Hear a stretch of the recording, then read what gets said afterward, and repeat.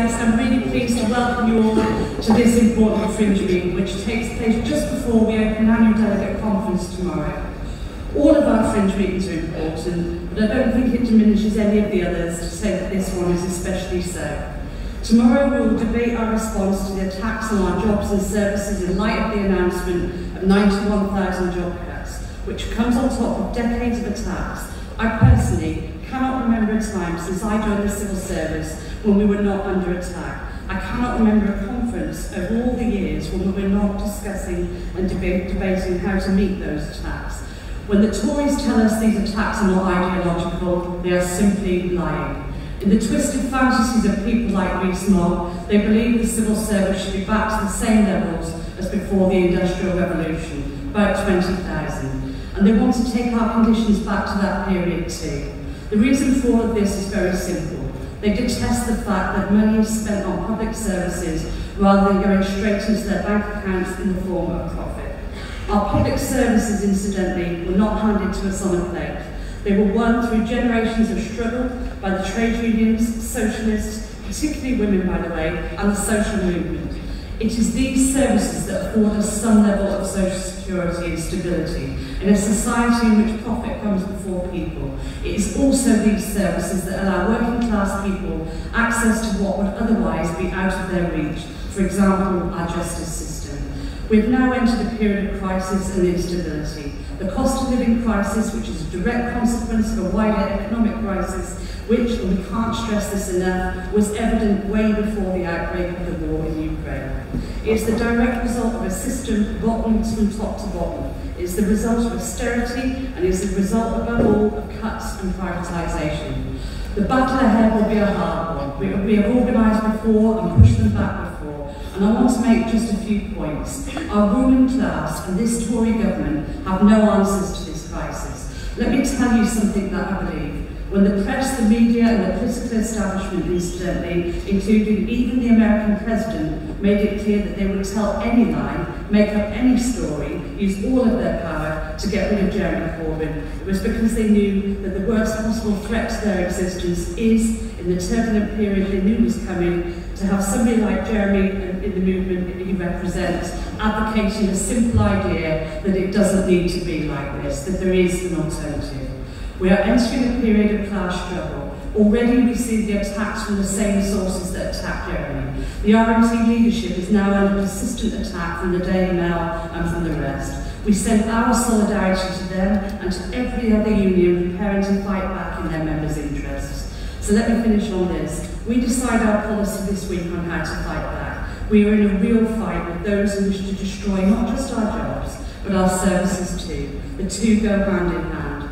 So let's have unity around our policies, no manufactured differences, and let's do what we are elected to do, and that's defend our members' jobs and conditions and our services too. So I just want to give you a few points about how we intend to run tonight.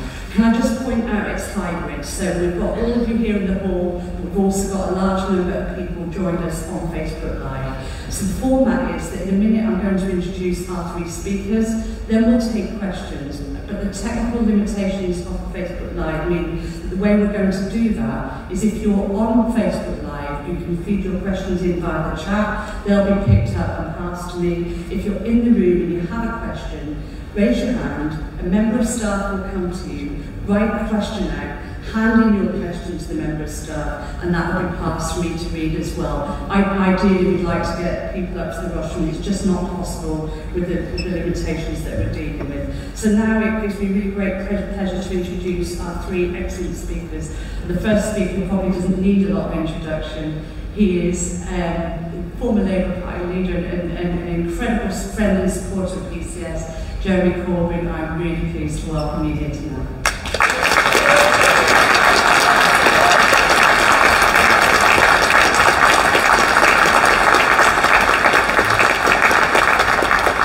Thank you so much, and thank you so much, Sister President, for inviting me here today. And it's a real pleasure to get a platform with Mark and Joe, and with all of you. And thanks for the very kind comments you made about people that don't like me. I can't say I'm terribly keen on them, but that's not the point. The attacks which we received and still do receive were not about the individual, they were about the movement that we all represented. That is what those very powerful and wealthy people were afraid of. And that's why we have to have something different to offer. And that's what tonight's meeting is about. If you look back on the history of your union over many years, and I've known Mark for a long time, I've really been a supporter of PCS. You've had everything thrown at them. You've had everything from restructuring, from endless changes, to redefinition of jobs, to the attack on your ability to collect member subscriptions, the ending of check-off. All of those attacks were all designed to destroy and weaken your union. That's why they did it. It was quite conscious, quite deliberate, and quite specific. And I remember many tactical discussions with Mark about how to fight back against this within the parliamentary group, which Sean and I were very proud to be members of and still are, of course. And one at the time, I remember saying, well, actually, you know what? Some of this is going to end up in a good place. And Mark sort of looked at me saying, well, yeah, please explain how. We're a union that's up against it for our very existence. I said, because you're up against it for your very existence, you will come out of this stronger, more united, better informed, more educated, more determined, and yes, more militant trade union in defending your members' interests and the communities that you all serve. And I believe that has absolutely been the case. I also want to say thank you to those that work for the DWP, because you are at the front line of the stress that members of all of our communities face, my community faces. Those coming in with endless problems about an incredibly complicated universal credit system, endless problems about accessing jobs, work, benefits, and all the other things. And the way in which you're given rules, which you probably are very sceptical about, if not outright disagree with, and the way you have to carry those out. And so I recognise that those that work for the DWP are working for all of our communities. And I wanted a Labour government that would return to the principle of simplicity of claiming, and also the importance of the DWP also giving advice to people about what they're entitled to all the way through, so it becomes a much more supportive department and ministry. And I want to thank you for the work that you do, because I know how difficult it is. But you fought back against attacks on union recognition in certain places, World Parks for example, and all those, and you've won a lot of those disputes. It's been my pleasure to be on those picket lines. And I have to say, a picket line in a World Park is something a bit special actually. It's not every day you get to go to a World Park to join a picket line, that's really good. But then you have to look, and this is what I think this meeting is fundamentally about, the poverty that people are facing at the present time. A couple of weeks ago I went to see somebody who lives quite near me, and we go into her house and it's a bit dark, and I said I wanted to write down some notes about her issues, and I said, excuse me, would you mind just putting the light on so I can see better? She said, the electricity's off. Oh. There'd been no power cut in the area, and she's not poor. She couldn't afford to put electricity on. And that is pretty common. You go down little roads now at night, and you see where there's no light in the house. Those are people that can't afford to recharge the key meters, cannot afford to meet the electricity bills, and that is becoming pretty normal. The numbers of people going to food banks and food co-ops has gone up since the end of the worst of the pandemic. I'm involved in various food banks and co-ops in my constituency. The demand is going up. There are now more food banks than there are branches of McDonald's all around the country. And then you look at the inequality levels in Britain, the global wealth gap. In 2012, the total aggregate wealth of the billionaires in Britain was 211 billion. In other words, there were 150 to 200 billionaires in Britain. 150 to 200 too many, in my view. The global wealth, the aggregate wealth of the billionaires in Britain is now multiplied by 300%. And is now 661 billion pounds held by billionaires in Britain today. Now, these figures are figures, they're money, and it may well be placed in tax havens or goodness knows where. But in reality, the media extolling the virtues of people that are successful, buying a second yacht, a third yacht, a fourth mansion, and so on and so on and so on. Actually, that is all money that could and should be spent on housing, on health, on education, on the needs of the people of this country. We need to get our media away from the idea that there's something clever about being super rich and say there's actually something good about doing something for your community, like paying your taxes and ensuring that we do get a properly run and properly funded education system. And then you start to look at the levels of misery, mental health and debt that people are facing. The COVID crisis indicated just how bad the housing situation is, and when Boris Johnson's rabbiting on television saying, well, you know, people can work from home. Okay, yeah, great. If you live in a 3-bedroom, semi-detached house with a garden, you've each got your own room, you've got internet access, and all your kids have got computers, laptops, iPads, and all the rest of it, it's not that bad. You can live, you can play in the garden, you can do what you want. But if you are 3 or 4 kids in a 2-bedroom high-rise flat with no balcony, and you can't go out, and you haven't got proper internet access, and you're sharing the computer with your brother or sister, quelle surprise you fall behind in school, quelle surprise you end up with serious mental health stress and conditions as a result of that, and indeed the teachers do as well. It exposed inequality and injustice within our society, and that mental health crisis is still there all the way through all of our communities. And then you look at the issues facing young people within our society. Over-testing, in my view, in school, over-streamed and over-competitivized, if that's not a messed up word, in secondary school, so that those that are not likely to do quite so well at GCSE get moved into a lower stream or out of school altogether, so they keep their place in the league table. And then those that do go to college or university end up being massively in debt as a result of it, and a government that sells off the debt to private debt collectors who charge a high rate of interest. So that for the temerity of wanting to get a university education, I want that to be available for everybody that can benefit from it. They end up massively in debt for the rest of their lives. None of this is necessary. We're not the poorest country in the world. We're the 5th richest country in the world. If we had a government that was serious about collecting the taxes that's required, serious about redistribution of wealth and power, none of this would be happening and none of this would be necessary. So we have to fight back against it with all that we can. Because if we don't, wages will continue to fall, living standards for the working class will continue to fall, and indebted level of students and others will continue to rise. So then you have to look on the wider picture. What are the issues facing this world? Firstly, the environmental crisis that faces the whole world.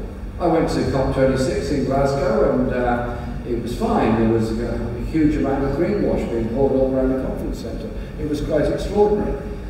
And there was some good stuff came out of it, not very much, nothing like as much as could have done. But what was interesting was environmental activists from around the world came to Glasgow and joined in with the Glasgow refuse workers in their dispute to say, we're in solidarity with you just as much as you are with us, because dealing with the environmental crisis is a trade union issue, is a working class issue. And which union produced a very interesting pamphlet on this? Yourselves. You did this about jobs that can be created through changing our environmental perspective. In other words, your union was the forerunner of the whole principles behind the green industrial revolution. And thank you for that, because we've got to set our sights high on what we achieve. And before I go on to the positives, I want to impart to you, and I'll be very brief because I can see the chair becoming agitated. Don't worry, you've got a whole conference ahead of you. You've got plenty of time to get very agitated. So I will be very brief. There is obviously the horror of the war in Ukraine going on at the present time. And it is a horror. It is wrong. The Russian invasion is wrong. And it should be a ceasefire, withdrawal, and there has to be some kind of peace process for the future. All wars end in a peace process. Why don't we get on with one more quickly? Before more people are killed and more hatred and more hatred.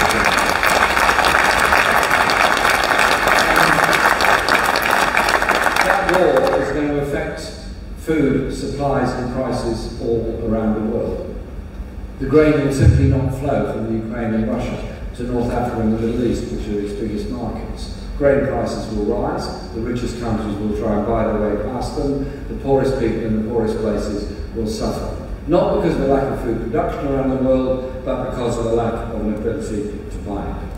And this morning I read a really harrowing account on the Al Jazeera website of the tale of two refugees. One was a refugee from Ukraine who lived through hell and high water, horrible, horrible situation. And she managed to get into Poland with the children. Good. And she was being supported and she was being as looked after as she could be by local community and neighbours. And so in that sense, it was a positive to it. They then had a parallel story, paragraph by paragraph, of another refugee who came from Iraq, who tried to get in to Poland from Belarus and got sent back, and got in again, and got sent back again, and got in again, and got sent back again. Was abused, was beaten, was traumatised, and was told she had to sleep in the forest with her family because she was not going to be allowed in. I support the right of refugees to seek asylum wherever they are. And I totally support the right of Ukrainian refugees to be properly treated and properly welcomed and supported in our society, and refugees that come from Yemen, from Palestine, from Libya.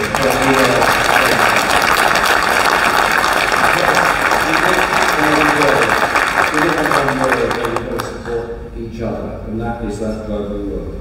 So in our fight back against the cuts in living standards, fight back against the mental health crisis, the underfunding of local government, the underfunding of our NHS. There's some practical things that could be done immediately.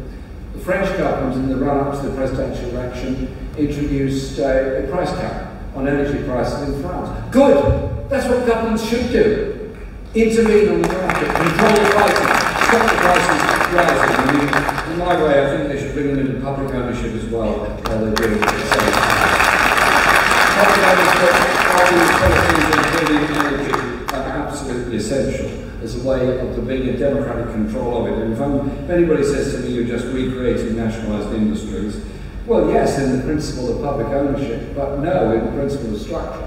I want democratically controlled public ownership. I want a water industry run by, yes, those that work in the water industry, but also by the consumers, local authorities, local community, and local businesses. So we have that democratic buy-in into what is ours and publicly owned.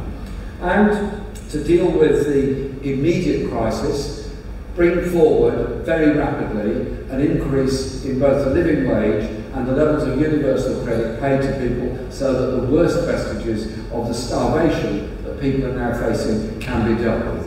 And when Rishi Sunak tells us the computer system wouldn't do it, well, I'm sure there's plenty of experts in this room that will tell me it is perfectly impossible to adjust a computer system to raise the amount of money that people are paid.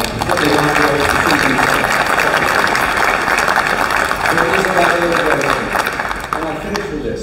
On June the 18th there's going to be the big demonstration march in London. That's important. And it's important, it's not just a march of unions, it is a march of the communities, and we make that the norm all over the place. Unions on their own are not going to win this whole thing. Political parties on the left on their own are not going to win this thing. Communities on their own often feel very isolated. And that is the way in which we're often brought up. We put into silos and isolated of what we're doing. So it is about bringing people together in the community of interest of how we oppose austerity, oppose the economics of inequality and injustice and poverty, how we demand the raising of taxes on those that can afford to pay more and those that dodge and avoid their taxes, and do it on a global basis as well, which is obviously very, very important. But it's also about taking things forward. I've got in my pocket here a lot of these red cards, and Barry, who works with me at the Peace and Justice Project, is going to hand some around later on. We're producing a book called Why We Are Socialists. Okay, now you've all got your own idea why you're socialists. I've got mine, Mark's got his, so we've all got. But they're all a fascinating story, and we've asked everybody to contribute to this book. We've had 450 submissions already. We're going to publish all of them on the website, and most of them, as many as we can get into a book. And what it shows is the fundamental hope that people have. Whatever their bad circumstances, those in the depths of depression during the miners' strike, or much older people in the depths of depression during the 1930s, or during the war, or other wars around the world, also had a hope of the way you can get cultural freedoms, you can get economic freedoms, you can get empowerment, and you can leave for your children a better world than the one we've got at the present time. It's that fundamental of human hope that's so important, and that's what I think we have to promote. Promote the strength of communities coming together, promote the strength of trade unions not just to defend, but to extend the powers of their members, and not just to defend our public services, to extend it. I want a National Health Service. I will always, to my dying breath, defend the National Health Service. But I also want a National Care Service. I want a National Education Service. So there is educational health care throughout our lifetime. So it is how we inspire people. Unions were formed in the most difficult, terrifying circumstances. They will always be attacked by the rich and powerful. That's why our strength together is far, far, far greater than all the money and all the riches of Croesus, because we've got the imagination of that decent, sensitive, cultural, supportive, inclusive world for all of us. That's why we're socialists. Thank you very much.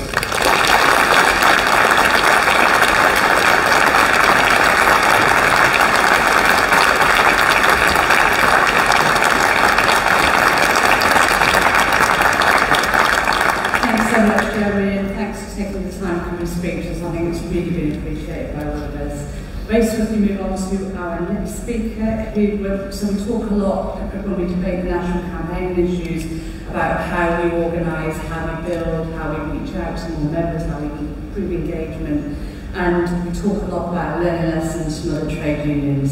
And I think it's going to be really important to hear from UCU General Secretary Joe Brady, who's going to talk to us about the campaigns that they're involved in, how they've done what they're doing. So over to you, Joe.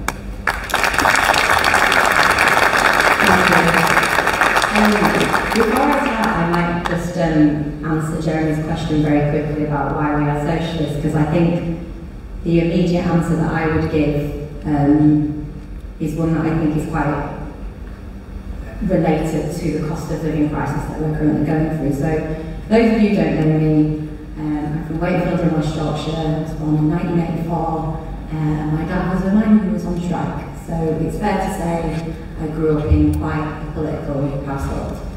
And I genuinely think if I had to try and pinpoint a moment in my life where I would explain why I'm a socialist, it's probably around the age of 8 or 9. I went to a primary school in Wakefield, a Catholic primary school, which had like a huge kind of Irish background to it. So we had a lot of big families, is where I'm going with this story. And there was this one girl who was in my class. I think she was one of 8 and she had 7 brothers. And the household had an infestation of head lice. And one day this girl came to school and she had lots and lots of long blonde hair. And along with every one of her 7 brothers came to school with their head shaved. Because the family could not afford to treat that infestation. And I really remember as a little girl not understanding why and how there was so little money in a household that was the step that had to happen. And you know, when we look right now at the cost of living crisis. You know, Jeremy talked about somebody who's literally sat at home in the dark, streets and streets of houses. You have to assume that those choices about robbing somebody, you know, a little girl of her hair, is happening in the UK. And I remember thinking that that is unfair at that age. I now know that that is a product of structural and deliberate inequality that plunges people into poverty and a dehumanised life, and that's a choice. It's the choice of this government now, and it was the choice of the government in the 1980s. So it's not a happy story, but I think it's a really important story. And in many ways, you know, those sorts of experiences shape who we become as adults, who we become as trade unionists. You know, before I got elected to UCU, I was working in education. So I just wanted to share that, Jeremy, because if we look right now, we've got companies like BT, profits of 1.3 billion, but putting a 9% rise on broadband prices. We've got British Gas, profits of 948 million, but charging an extra £700 a year on our bills. Universities, one of the employers in my sector, £46 billion worth of reserves across our 150 odd universities, but slashing pensions by 35%, employing over 100,000 people on casualised contracts, and refusing to close disability, gender and ethnicity pay gaps. It is a shameful state of affairs, and our good friend Dave Ward at the weekend said this isn't a cost of living crisis, this is a cost of electing the Tories crisis, and I couldn't agree with him more.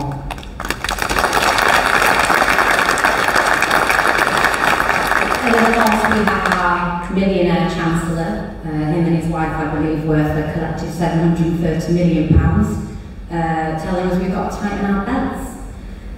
We've got Tory ministers bemoaning things like fire and rehire, but doing absolutely bugger all about it to ensure that it doesn't happen. Their answer, actually, when it comes to the threat of increased industrial action, is to suggest that there should be even tighter legal restrictions, whether it's on our friends in the RMT, in the FBU, and you better believe it, all of us next. So I really just want to say something about industrial action, because, you know, much like I'm sure there are many people, whether they're looking back on the 1980s, the 70s, whether you're younger than that and you're looking, you know, at what's happening now, there is no way we want to be looking back at this period in the future and thinking we didn't do all we possibly could. Because, friends, there is still lots to win here. I know it feels like the bad guys are winning all the time, but if you look at what's happening on picket lines, in employer groups, in my union, I'm not saying we win all the time, but we are fighting and we are winning frequently. You know, I was on the picket today in Richmond upon Thames College. The employer there has notified 127 of our members that they want to sack them and employ them on worse terms and conditions. Our members are not having it. They're taking 5 days of strike action this week. The termination notices that were supposed to turn up have not turned up. The employer's already unleashed what they think our members will stand, and now it's time to put pressure on the employer. In the North West region, our FE members are on strike for a 10% pay increase, and we've already managed to get some deals for them without them even having to take a day of action. Now, the strikes that you're probably most aware of are the ones that we are having in higher education. And I just wanted to say a little bit about them because I know that you're going to be debating all manner of things over the forthcoming days, and I hope that I can help maybe give you some context on what's happening with us, because we are in a national dispute in higher education over our pension scheme, and we're also in dispute over pay and related conditions.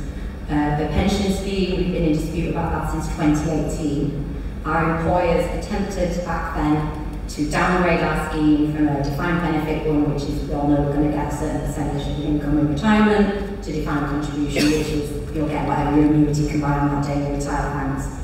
Our strike action in 2018, it completely forced them to have to step back from that. What that has meant is that we've been in dispute about that pension scheme nearly every year since. It is still a defined benefit scheme. We are still pushing back to try and reverse some of the cuts that have come in, and it looks like we might get there with a new valuation. But I guess the point I want to make, it goes back to what I said a few moments ago, it's what we do now, we're going to be looking back in years, maybe several years or just a few months and thinking, I'm glad we did that. Because if we hadn't taken 14 days of industrial action in 2018, we would not have our pension scheme now to still be fighting for. And I know that's the same for you in your union with regards to pay.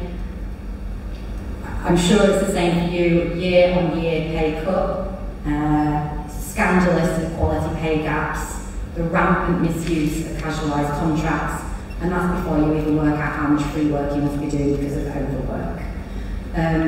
Whatever the tactics you decide as your union to go forward, I think because your employer is ultimately the government, you really need to make sure, and I say this as much for our union as well, and you know, I think this is a message to the TUC, we become greater than the sum of our parts. We can't necessarily always win what we want alone. There's obviously the June 18th demo. One of the things that we're also talking about via the TUC is how we try and coordinate our balloting action so that we're doing it together, so that there's a sense of pressure together, so that we can benefit from each other's campaigns, and that when we've got our mandate, we know that we've got that 6-month mandate or longer if we need to be ballot together. And I think that that's one of the main lessons that we've been learning in UCU. On university campuses, there's us that tends to represent people who work in academic-related type professions, and then there's Unison, NIBE, GFB. In the branches of the universities where we've really sought to coordinate action, that is where we have been strongest and managed to really extract the maximum gain. So whatever tactics you decide, you need to be flexible, you need to stay united. The employer loves to try and pick groups off or to expose division, and that really, you know, not just within our unions, but I think, you know, we look at the horror that has been the results of people doing that within the Labour Party. You know, we need a united front together more than ever. And I know everyone on this stage, you know, the sympathy that goes out to Jeremy, having come under so many of those attacks, but we need each other. We were saying today on our picket line at Richmond upon Thames, nobody's going to lose their job there because we're acting together. Everybody sent a template letter to the employer about the potential termination notices. Everybody's moving together now as a group, and the college are terrified. And we need to start replicating that same discipline and collective commitment to each other, not just in our branches or in our employer groups, but amongst unions, with our sister unions and nationally. And that really, I think, is the kind of the crucial thing that I would say to all. PCS is a union that I admire greatly, and I would extend that to your General Secretary. I think you've achieved tremendous things in the disputes that I've either visited or been aware of over the last few years. Much like our members, you know, we were dragged in during the pandemic with utter disregard for your health and safety. So I guess whatever it is you decide at this conference, I hope that you can go back to your branches, your committees, and just inspire people and really take the energy and enthusiasm from each other, because if there is a group of people that deserve more, if you are all sat in this room, my union will be with you, much like we've been at a lot of your events, and you've been on our picket lines and giving solidarity donations. We will 100% be doing that with you. Because I'm sure you're all sat there now thinking, what is your socialism story? We've got so much to inspire each other with, and I think these events energise everybody. So I hope to see so many of you on June the 18th. I hope to see so many of you when you get over your thresholds and your ballots and your picket lines. And let's have the bastards here.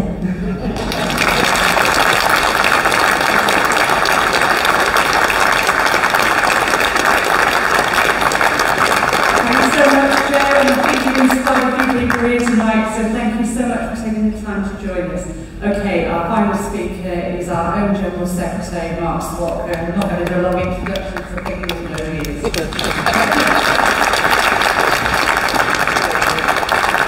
Thanks very much, Fran. And can I thank everybody who's, I know it's been a long day for people at the conferences who stayed, and also for everyone joining us on Facebook Live. Many of them will be doing that after work. So I'll keep it fairly brief. So the purpose of the meeting was pay and pensions, how do we fight and win? And what I really want to get across for everybody watching from home and everyone who's in Brighton is that the speakers you heard from tonight were not accidental choices why we've asked them to come, because they give us a flavour of what it is we need to do in order to fight and win. So I want to, on behalf of PCS, Jeremy, to say to you, we don't only appreciate you coming tonight, we appreciate over 20 years of support, certainly since I've been the General Secretary of PCS, on picket lines large and small. Someone who is brave enough to go to a general election and not fight it on the basis of those pesky civil servants we need to cut because they don't do anything productive, but said we needed more civil servants in DWP and HMRC and right across the board. So your support, Jeremy, is part of the key. We need politicians who get up and make the case in Parliament, but who will be on the picket lines and will join the dots as to how a battle should be seen in a broader context. So we really thank you for all the support, Jeremy, you've given us. And also we're really grateful that Joe has come, because as Joe mentioned towards the end of her speech, when we had our consultative ballot, the one where we had a 45% turnout across the whole union, where 98% of members voted for a 10% pay rise, 81% of members voted for a strike, we had more speakers, Joe was one of them, and UCU speakers than anyone else around the union. Because we recognise, A, the UCU in the front line, taking days of strike action in colleges the length and breadth of the UK, with lively picket lines, fighting around the issues that we're now concerned with, pay and pensions and bullying in the workplace and all the rest of it. But it was also a union that, you know, like us, cannot at the drop of a hat, I'm sure Joe will mind me saying this, do a CWU or the FBU and suddenly turn out a 98% turnout with a 99% strike vote. Because, like us, the UCU have had to consider a union where you've got incredible levels of strength with fantastic turnouts and fantastic ballots, and then other areas of the union where we struggle a bit more. But what Joe and her executive and members didn't do was say, well, that means it's a bit uneven, so we can't do much. They found a strategy to win ballot after ballot after ballot, to win reballots where they didn't win first time around, to then win strikes, and not have strikes that were passive with one or two people on the picket line. We've all seen pictures of the dancing and the singing of not one or two people, but dozens and tens and hundreds of people in some places on the picket line. So it's a real good example of how that somebody didn't just fall into a campaign that suddenly was really successful, had to be built from the bottom up and dealing with all the concerns that we know our reps and our members will have about can we win, can we get over the threshold, and if we do, can the action we take win. So I want to thank you, Joe, for the support you've given us, for the inspiration of actually having disputes in real terms, but also finding the time to come to Brighton and speak to us when we know you've got so much on your plate, and we really, really thank you for your support. So what I want you to do is to take what we've heard and just apply it to ourselves. So first of all, do we have a just case for taking industrial action to defend our pay and pensions and jobs? We all know we do. But let's just remind ourselves how bad it is. So we have a Tory government made up of very rich people that has presided over a decade of pay cuts for our members. We have tens of thousands of people who claim universal credit, in-work benefits, who work in frontline civil service. We have members who delivered furlough, who delivered millions of claims to universal credit, who worked in the ports and in the borders and in the airports and in the justice system, who kept our roads safe, who kept a whole manner of things that society depends on during the pandemic. They did it with an average wage across the civil service of just under £23,000. They did it with many people on under £20,000 claiming benefits. Some of them faced bullying, some of them faced being forced back into work, none of them got the appreciation they deserved. We now face the single biggest cut in our living standards since records began. From an already low base, inflation now running at 11% on the RPI, the government is offering us a 2% average increase. Without anything else, that means a 7 to 9% cut in people's living standards. From people who are already writing in, who come on our Facebook Live events, who cannot put the heating on, who are sharing rooms in their houses, sitting there in blankets, who are not just worried about when they have a holiday, but some of them do 2 or 3 jobs, who are petrified about the hike in energy prices to come. That's what they face. They don't just face it for being workers in other parts of the economy, they face it for workers who are employed by the government who deliver frontline services. And our message has to be that's not only unacceptable, But if we decide to take industrial action, the impact that will have is massive. Because our members are doing things at the moment that millions of people rely on. So our case shouldn't just be we're angry and it's unjust, it should also be because we can win. Because we can take the type of action that we can win. Industrial action now in the DWP or HMRC or the Home Office or in transport or the DVLA or in passport offices or the justice sector will have an immediate and huge impact on a government that is flailing around, lying from one day to the next, and even today we've seen the pictures of Boris Johnson raising his glass, quaffing down the champagne, whilst our members are now being disciplined, some of them in the civil service, in the lower grades in Uptown down the street while he walks away virtually scot-free. So we should be angry, but we should think that we can win. Then there's the question of pensions. The government knows it is illegally taking 2% every month from your pay packet that it shouldn't take, and they've written to us to tell us we are not getting it back. Unless we win our High Court case or win the campaign, we will not get it back. Then there's the letter they sent us 2 weeks ago. Knowing then what we now know, that they plan to cut 1 in 5 of our members' jobs, 91,000 people. 2 weeks ago they wrote to us to say now they want to reopen the talks to reduce your redundancy package by 33%. When 1 in 5 they plan to lose their jobs, they cut the already meagre compensation scheme by a third. They tried it in 2016, you remember we defeated them in the High Court. We will fight again, I took the mayor to defend our redundancy scheme. Then to cap it all off, the people who have worked so hard under incredibly difficult circumstances, and let's give a shout out. Our members in the passport office, working their socks off, being told by Jacob Rees-Mogg, the poshest and richest bloke many people will ever have the misfortune to meet or see, telling us they are incompetent, they're not good enough, we need the good old private sector. Then there's our members of the DVLA, who struck for 6 months plus to defend themselves at work with the highest COVID outbreak in any workplace in the UK, who took strike action, who are now demonised and threatened with privatisation because people's driving licences are taking ages. Then there's the 500,000 driving tests. They're blaming us because of the threats that we have given them before for not getting enough driving tests and not being prepared to cut back on health and safety. And the list goes on and on and on. So years of thought, how do you get more passports more quickly, more driving lessons, more driving tests, more driving licenses and court cases through the system quicker? You have more civil servants, properly trained, properly paid, delivering frontline services. And if we do that, it will solve the crisis. The government's response, 1 in 5 jobs must go in 3 years. And as I've already said at some of the conferences today, it will go in very clear terms. 3 years to produce plans to reduce 1 job in every 5, with voluntary redundancy, compulsory redundancy, immediate recruitment freeze, and also by privatising some of our services. Be in no doubt, they're demonising the passport offices, because if they privatise them, it is the easy route to put it to the private sector, profits for their mates, and thousands of jobs off the civil service headcount. Bang, it fits all the criteria that they want. And let's remember this about their job cuts announcement. It's not evidence-based. It is not based on the fact that we can do with less civil servants. It is based on the crudest of all political judgments. Let's go back to 2016, pre-COVID, pre-Brexit. We could do it then, we could do it now. But if they bothered to look in 2016, there were record queues in our services. There were huge pressures across the board because we had the smallest civil service since the Second World War in 2016. That's what they returned us to now.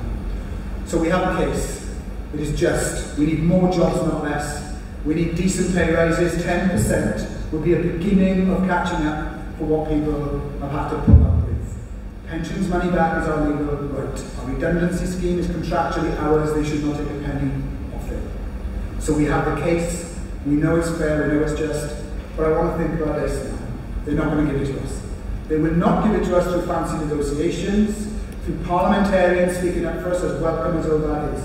The only way they will concede is if from this conference we agree a ballot for industrial action, we debate it here, we look at the different tactics, but we unite on whatever we agree, and we go back to every branch, and we ensure that we get over the 50% threshold. In the National Consultative Ballot, we did that in over a third of branches. Straight away, over 107 branches got over the threshold. 64 employers got over the threshold, 4 of our national employer groups. Average across the union, 45.2%. So I've been to conferences today to explain In places like the DWP, we just need another 2,700 votes. In the MOD, DSG group, we need an extra 440 odd votes. This is all doable, but it will only be done by us going back and building in the workplaces and getting people to vote, to join the union, and to participate in the union. So my finishing thought is this. We have the ability to do that. The people watching on Facebook and all of us here. We should debate the tactics. There'll be a debate, should we ballot in July or September. There'll be a debate about the nature of the ballot. But what we must know is this, that for every employer we don't get over the line, it is harder for those members to get justice. For every employer we get over the line, it means we will get over the line nationally. If we win in DWP and HMRC, the union will smash the 15% threshold. If we do that, just as the government's plans in September will be revealed about how they're cutting the members' jobs, who's being made redundant, which bit is being privatised, we will be able to announce that we've balloted and we have won and we've smashed the threshold. And I tell you what that does. In the famous old phrase, it doesn't guarantee we win. As the old Bob Crow saying we've all used, is when you fight you can't be guaranteed to win, but it means you've got a chance of winning. If you don't vote to get over the threshold, and we don't look them in the eye and say we can take action, we have lost. And we will lose 90,000 jobs and members and their families will suffer. We will lose our redundancy rights by a third. We will never get the money that they owe us from our pensions. And we will have a catastrophic trauma in the autumn when the nights draw in and it gets cold of people being petrified to switch on the electric or the gas. We cannot go into the autumn with our prospect. We've got to go to the autumn confident. So let's agree a strategy, let's go back, recruit to the union and build. And if we do that, and we stand with Joe and the UCU, Dave Ward and the CW in the Postal Service, all those people across the rest of the public sectors who will be considering what we're doing, like the teachers and others when the pay review bodies report, we can win. So let's go back and do it. Let's get in London on the 18th of June with a massive PCS presence on the TUC March. And let's hold our heads up high. And whether you're in the Home Office, having defeated Priti Patel's disgraceful pushback policy, and we're now going to do it on Rwanda as well, whether you're in the DWP, whether you're in the DVLA or whether you're in HMRC, wherever you work, go back confident that what your members do is vital, they need us, so they should pay us properly, give us more jobs, and give us our pensions money. Solidarity Conference, let's do it.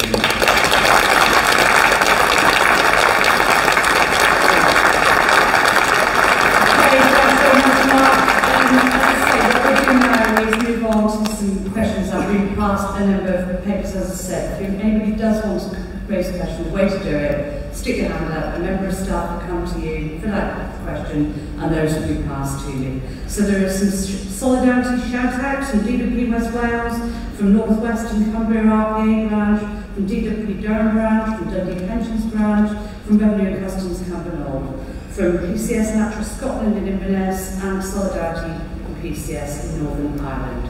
I've also got a quick announcement, which is that there's a collection bucket for the British Council campaign, fighting fund for strike action, hands off British Council. They're collecting all week. The collections have started today around the group conferences. Look out for anybody with a collection bucket. That will run throughout the course of the National Conference as well.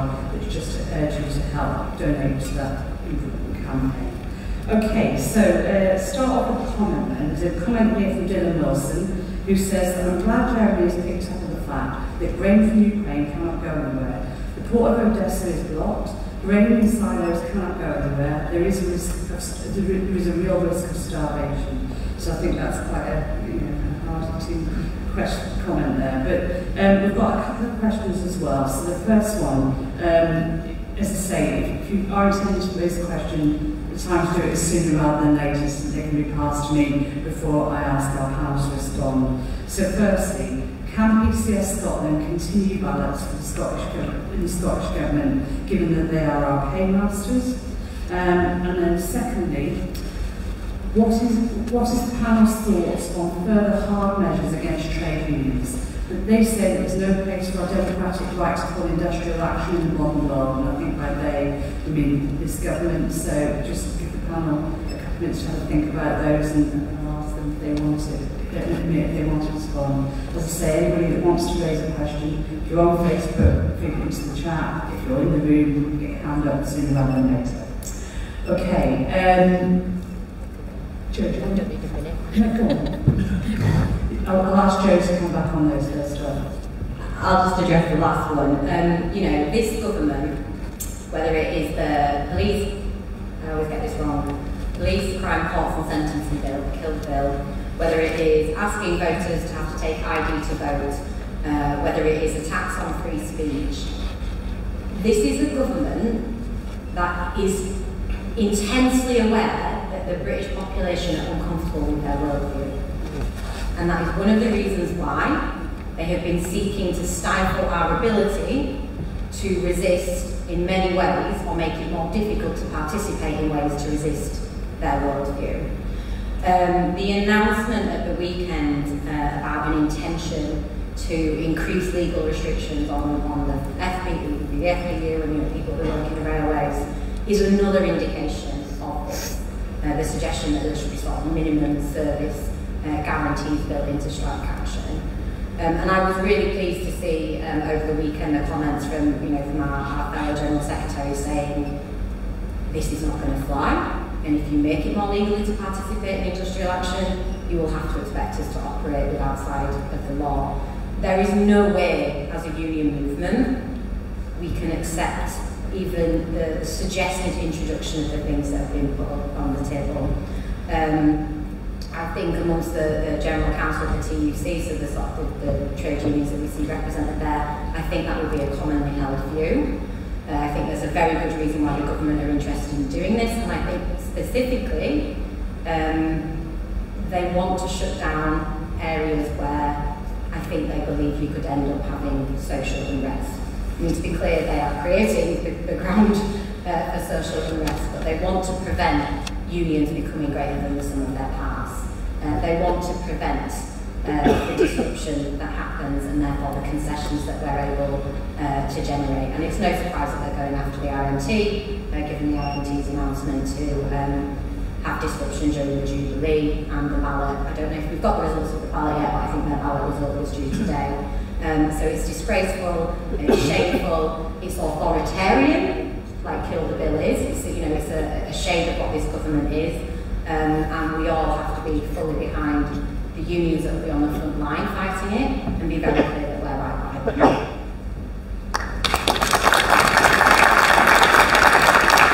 Okay, thanks so much, Jeremy, I don't know if you want to come back and answer that same question, because that's obviously quite a key one. Very quickly on that, on the last point, and first of all, thank you for the earlier comments as well on Ukraine. The legislation that's now being prepared, and I believe it is being prepared by the government, is on industrial action on public services such as railways, no doubt civil service, no doubt teaching, etc. will follow. And as Joe quite correctly said, this should also be put alongside the police bill and the courts bill and the nationality and borders bill.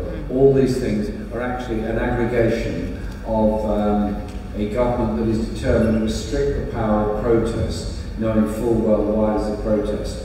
John Trickett MP put it very well during the debate on the Queen's speech, in which he pointed out that instead of dealing with the reasons why people protest, like rising food prices, rising energy prices, rising transport costs, falling wages, and all the attacks that are taking place on people's living standards, they restrict the right to protest. Civil liberties and human rights are not an add-on we do at the end of our conferences. They're not something for a nice sort of almost intellectual fringe where we have a little chat about things on the side. They're absolutely fundamental to our very existence as trade unions and our ability to fight back. And so we have to resist this legislation with everything that is thrown at us. The 18th of June is the anniversary of the day in which the Tory government was elected in 1970. They pursued that whole line of restricting trade union activities and sequestering union funds. I indeed was in the engineering union at that time, and all our funds were put at risk. What happened? They did the same with the dockers as with engineering workers. They put 5 of them in prison. N number of thousands of people marched up Pentonville Road to Pentonville Prison. Miracle. The door opened. The 5 doctors came out. Why? Because the trade union movement was united in saying we are not going to allow this government to destroy our right to take industrial action, our right to protect our members. That's the whole direction that Boris Johnson wants to take us into. We're ready for them. We're going to fight back because we're determined not to see further poverty, further misery, further mental health crises in this country. We're determined that the riches and wealth of this country should be shared amongst those that do the work, produce the goods, and deliver the services that we all need, such as people in your wonderful union.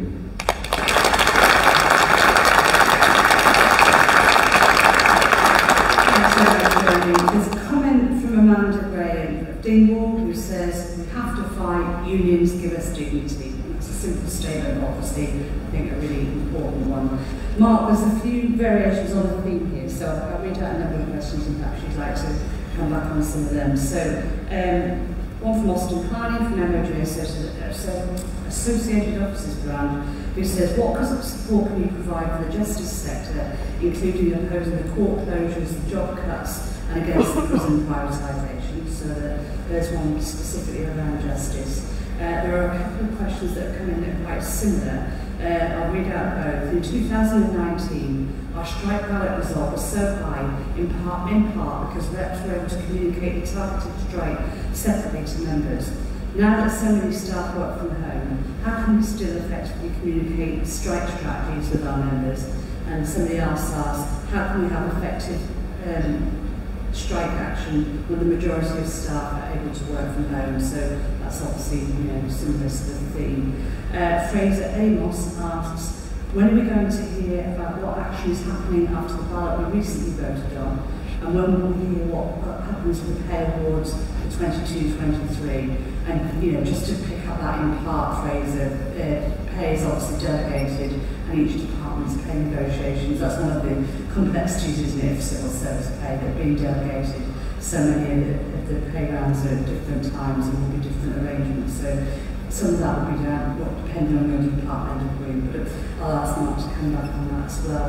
And then finally, Mark, what are the plans after the 18th of June to get more involved with local communities for those who cannot attend the rally in London? So do you want to come back on some of that? Yes.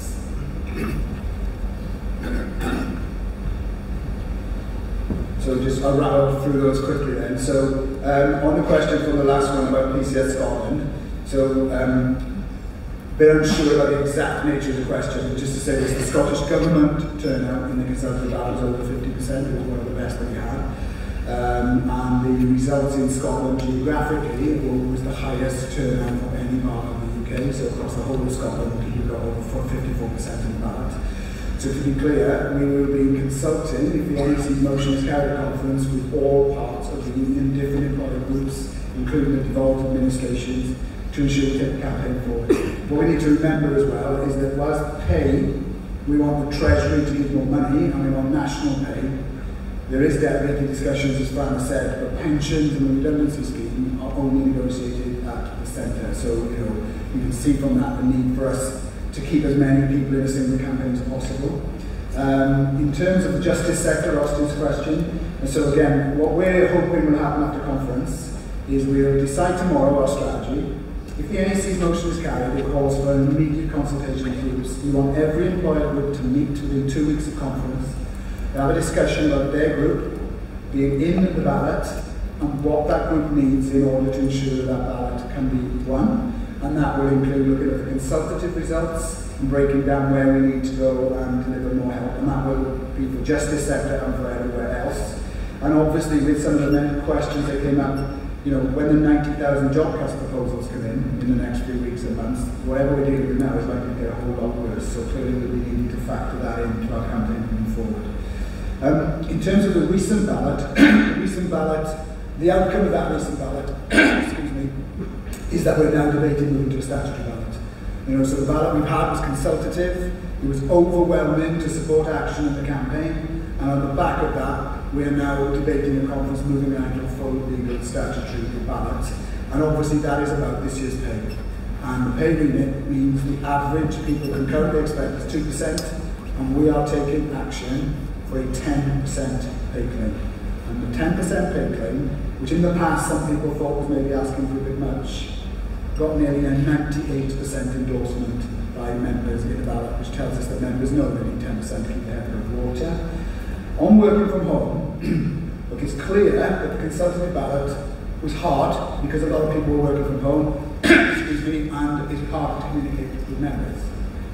That said, we still produced some incredible results, and the DVLA dispute, one of the longest disputes in the union's history, was conducted with thousands of members at home, not enough, that's why we were on strike, with the branch using technology, using mass meetings over Zoom, and using Facebook and other means to contact people, so it can be done. And what we need to do is combine that approach with where we can talking to people face to face for those who are in work. But what we've got to remember is that the consultative ballot was by email. And I allowed the union to chase up people by email to a minute before the ballot closed. This would be a postal ballot. So the first task of everybody when it's back from Brighton is we've got to get everybody's ballot records in shape. We need to make sure postal addresses are accurate because every vote is likely to count, and we don't want people not getting ballot papers because we don't have their correct addresses. And finally, on the 18th of June, we have to make sure we're there in huge numbers. We have to ensure that everybody looking at that sees PCS and taking it seriously in the way that we delivered those massive demonstrations around pensions and austerity 10 years ago. The follow-up to that ballot, that march, will be hopefully at the TUC.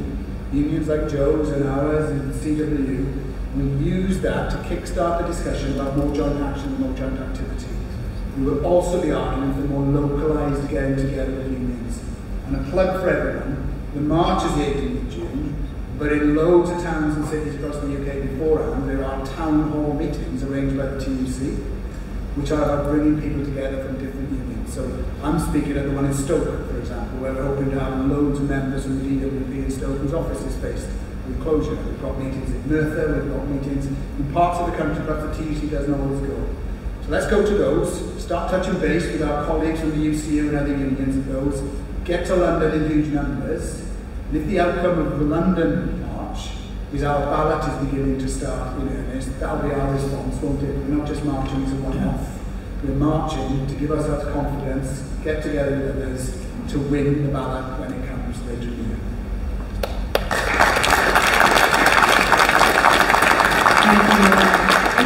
There are a couple of questions specifically for Jeremy and then for Joe. So, Jeremy, if you'd like to pick up these two. Firstly, what are your thoughts on universal basic income potentially being good for the UK? And secondly, so there's quite diverse questions here for you, what is your view on the current situation of the Northern Ireland Protocol? No problem. Thank you very much for those questions. On universal basic income, we didn't specifically include it in the 2019 manifesto because John McDonnell and I both felt we needed more time to work out exactly how we could develop it, how we could bring it in, what we could do with it. But we did say we would introduce consultation on it. As I see it, we live in a very deeply divided society. We also live in an era of an environmental crisis, and that is only going to get worse. Therefore, you have to start challenging the whole notion of an economy that produces for profit rather than need, and therefore excessive extraction of natural materials from the earth. And that's a global phenomenon. Universal basic income gives us the opportunity, or some form of it, doesn't have to be called universal basic income, where you ensure that the entirety of the population has a reasonable basic standard of living. The principle being a similar principle to that of the National Health Service, that irrespective of your income or wealth or poverty for that matter, you get equal and universal access to the National Health Service. And in a sense, the principle behind tax credits introduced in the 1990s is also that there should be a basic level of income that people should try and be able to survive on. You're very familiar with this. those of you who work in the DWP. So yes, I do have a great deal of sympathy with the idea of the argument. I'm looking forward to seeing the results of any experiments or trials that are made of this anywhere in the world, including in this country, and see if we can't take the thing forward. The principle should be that none of our fellow citizens should live in desperate poverty. Nobody should be living in destitution. That was the principle behind the establishment of the welfare state. It's there in the Beveridge report and goes on since then. And so, yes, I have a lot of sympathy for it, and it's something I would like to take forward. And I look forward to working with your union and others in taking that forward. On the situation facing Northern Ireland at the moment, the protocol was there for a reason. In order to ensure there is free movement of goods and services between Northern Ireland and the Republic of Ireland.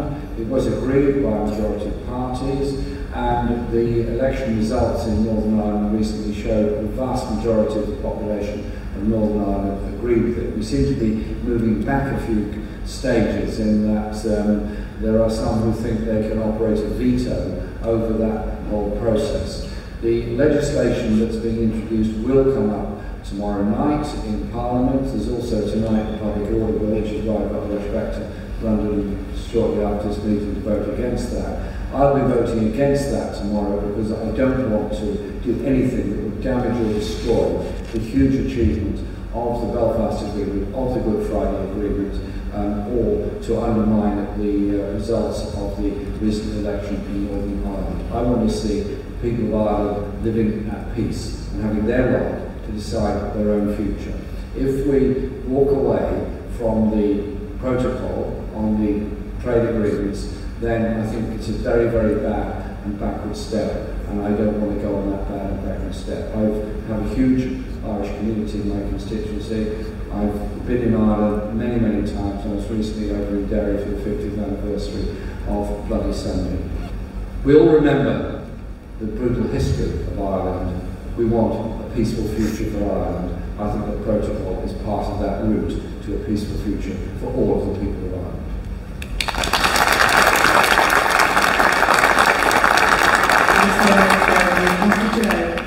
Joe, can you give some examples of the approach and steps you took in UCE branches in order to beat the 50% threshold?